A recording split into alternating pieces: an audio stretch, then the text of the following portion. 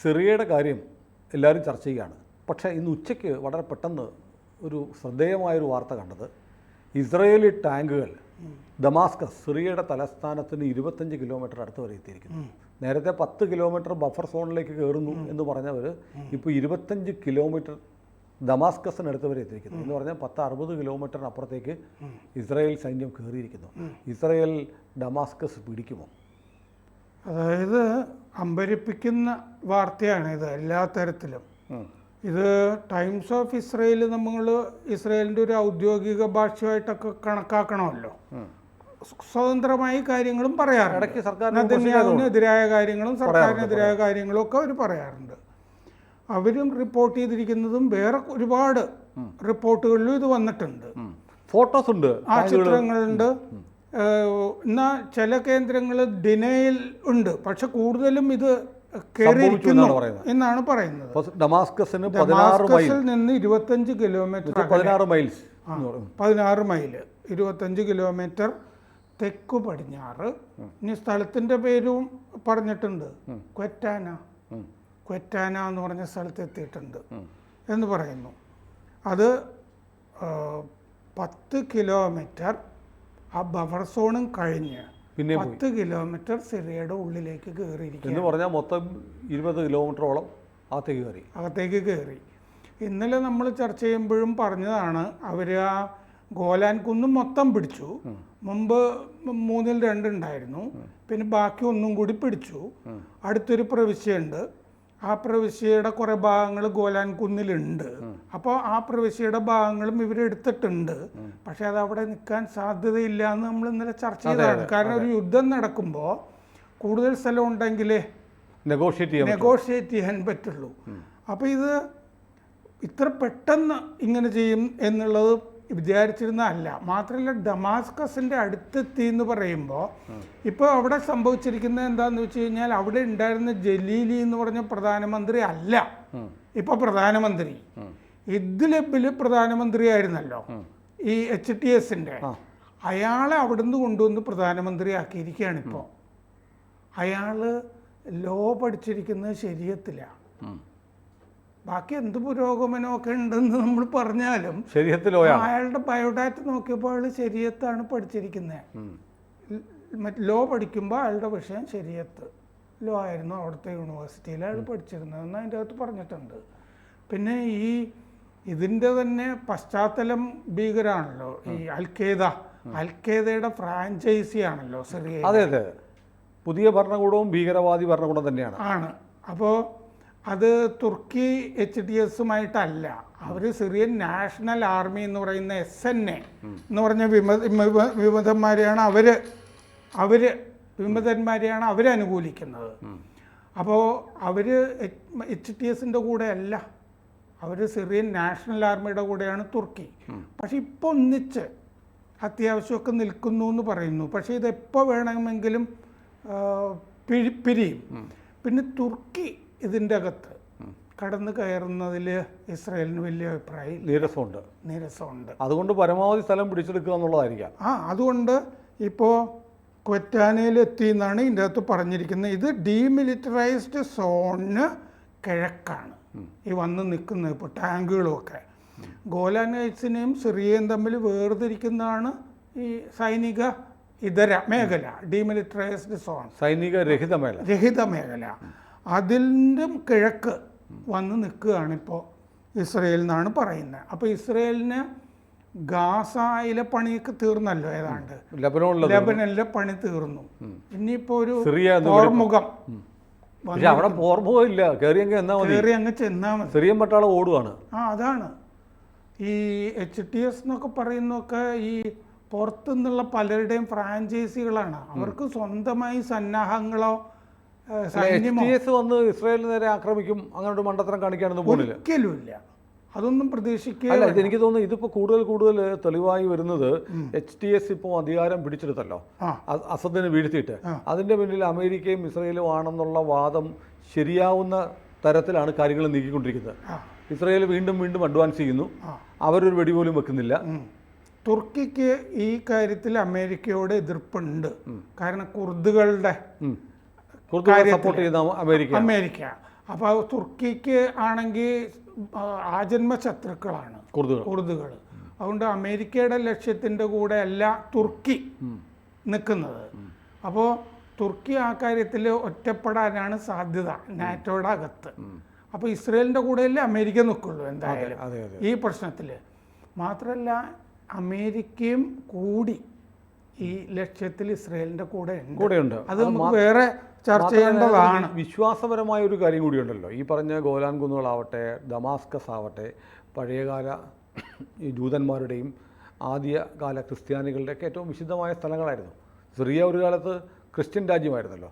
അപ്പോൾ ഒരു പക്ഷേ ഇതിനെ സമ്പൂർണ്ണമായി ഈ ക്യൂബ അല്ല കൊറിയ രണ്ടാക്കിയതുപോലെ, പണ്ട് ജർമ്മനി രണ്ടായിരുന്നതുപോലെ ഒരു സിറിയ ഒരു രണ്ടായിട്ട് ഇസ്രയേലിൻ്റെ അല്ലെങ്കിൽ അമേരിക്കയുടെ അല്ലെങ്കിൽ ക്രിസ്ത്യാനിറ്റിയുടെയും ജ്യൂസിൻ്റെയും താല്പര്യങ്ങൾ സംരക്ഷിക്കുന്ന ഒരു ഭൂവിഭാഗം ഇനി സിറിയയിൽ ഉണ്ടാകാൻ സാധ്യത വളരെ കൂടുതലാണ്.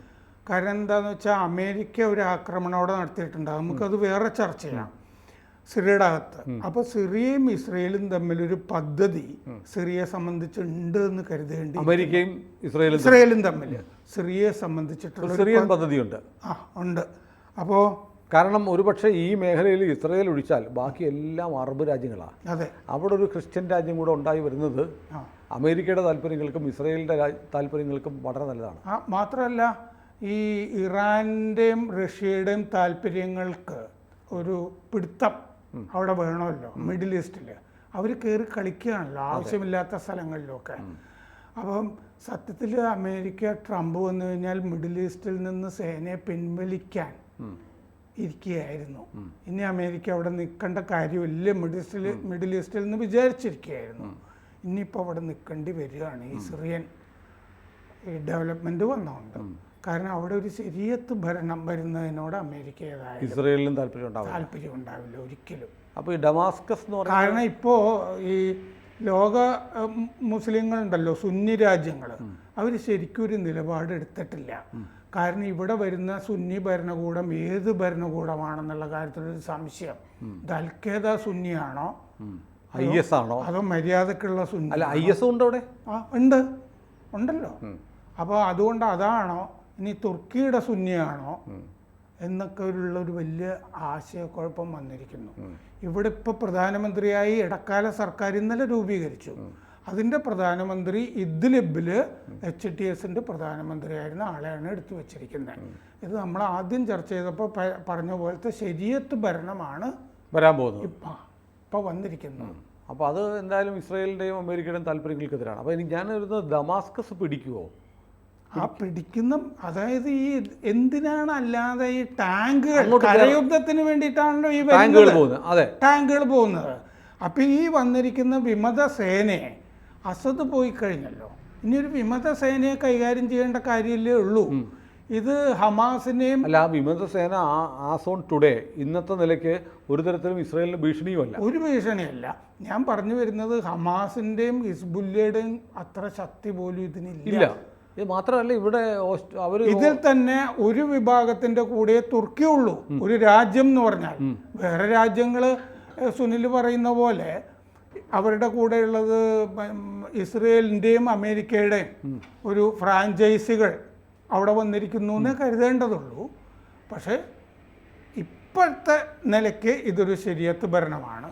അങ്ങനെയാണെങ്കിൽ ഡമാസ്കസിൽ ഇസ്രയേൽ സേനയെ ചിലപ്പോൾ നമ്മൾ ഉടനെ കാണേണ്ടി വരും. ഒരുപക്ഷെ സിറിയ രണ്ടായാൽ പോലും അത്ഭുതമില്ല. ഒരു ശരീരത്തുകാരെ നിങ്ങൾ കൊണ്ടുപോക്കോ, ഇപ്പുറത്ത് ഞങ്ങളുടെ കയ്യിൽ എന്ന് പറഞ്ഞ്. അല്ല, അങ്ങനെ കൊണ്ടുപോകുമെന്ന് പറഞ്ഞാൽ ദമാസ്കസ് കൊടുക്കില്ല കേട്ടോ. ഇദ്ലിബ് എടുത്തോ എന്ന് പറയും. ആലപ്പോ രണ്ടാമത്തെ വലിയ നഗരമാണ്, അതൊന്നും കൊടുക്കാൻ വഴിയില്ല. അവിടെ പോയി അങ്ങ് ഇരുന്നോളാൻ പറയും. ഏതായാലും വിചാരിക്കാത്ത തരത്തിലേക്ക് വിചാരിക്കാത്ത ക്ലൈമാക്സ് ആണ് ഉണ്ടാവുന്നത്. ആരും പ്രതീക്ഷിക്കാത്ത കാര്യമാണ്. സിറിയ ഈ ഇസ്രയേലിനെ സ്നേഹിക്കുന്ന ആളുകൾക്കൊക്കെ വലിയ സന്തോഷമാണ് സിറിയ. കാരണം സിറിയ ലോകത്തെമ്പാടുമുള്ള ക്രൈസ്തവരുടെ ഉള്ളിലൊരു നോവാണ്. കാരണം ഒരു ഇപ്പം നമ്മളെ അന്ത്യോക്യ ബാവ ഇവിടെയുണ്ട്. അദ്ദേഹം ഇപ്പോൾ പാഞ്ഞു പോകുക തിരിച്ച്. കാരണം എന്തെങ്കിലും ക്ലാഷ് ഉണ്ടായി കഴിഞ്ഞാൽ ഫ്ലൈറ്റ്സ് ഇല്ലെങ്കിൽ പോകാൻ പറ്റില്ല. അവിടെയൊക്കെ ഇവരുടെ ഈ ലെബനനാണെങ്കിൽ ക്രിസ്ത്യൻ രാജ്യമായിരുന്നു. അതെ, അവിടെയൊക്കെ ഇവരുടെ മെഴ്സിയിലാണ്. ലെബനിലാണ് 40% ക്രിസ്ത്യാനികൾ ഇപ്പോഴും ഉണ്ട്. ക്രിസ്ത്യാനികളുണ്ട്. ഇവരുടെയൊക്കെ ദയാവായ്പിലാണ് അവിടെ കഴിഞ്ഞു കൊടുത്തത്. അപ്പോൾ അതുകൊണ്ട് ഒരുപക്ഷെ ആ മേഖലയിൽ ഒരു ക്രിസ്ത്യൻ ഭരണകൂടം, അപ്പോൾ അമേരിക്കയ്ക്ക് ഇപ്പോൾ ഇന്ത്യയുടെ അടുത്തൊരു ക്രിസ്ത്യൻ രാജ്യം വേണമെന്ന് ആഗ്രഹിച്ചതാണല്ലോ, അതുകൊണ്ടാണല്ലോ ബംഗ്ലാദേശിനെ അട്ടിമറിച്ചത്. അപ്പോൾ ഈ ഇസ്ലാമിക രാജ്യങ്ങൾക്കിടയിൽ തമ്മിൽ തല്ലുന്നവരുടെ ഇടയ്ക്ക് ഇസ്രയേലിന് ഒരു സഹോദര രാജ്യം വരട്ടെ എന്ന് ഒരു കാര്യം ഉറപ്പിച്ച് പറയാം, ഇവിടെ ഒരു ശരീഅത്ത് ഭരണം വേണ്ട എന്ന് അമേരിക്കയും ഇസ്രയേലും തീരുമാനിച്ചിട്ടുണ്ട്. ആ റിപ്പോർട്ടുകൾ വേറെ ഉണ്ട്, അത് നമുക്ക് ചർച്ച ചെയ്യാം. ഏതായാലും ആശങ്കാജനകമല്ല. ഒരു വലിയ വിഭാഗം ആളുകൾക്ക് ഒരുപാട് പ്രതീക്ഷയും സന്തോഷവും നൽകുന്ന കാര്യങ്ങളാണ്. നമ്മളെ സംബന്ധിച്ച് അത്ഭുതാവഹമാണ്. കാരണം ഒരിക്കലും പ്രതീക്ഷിച്ചിട്ടില്ല.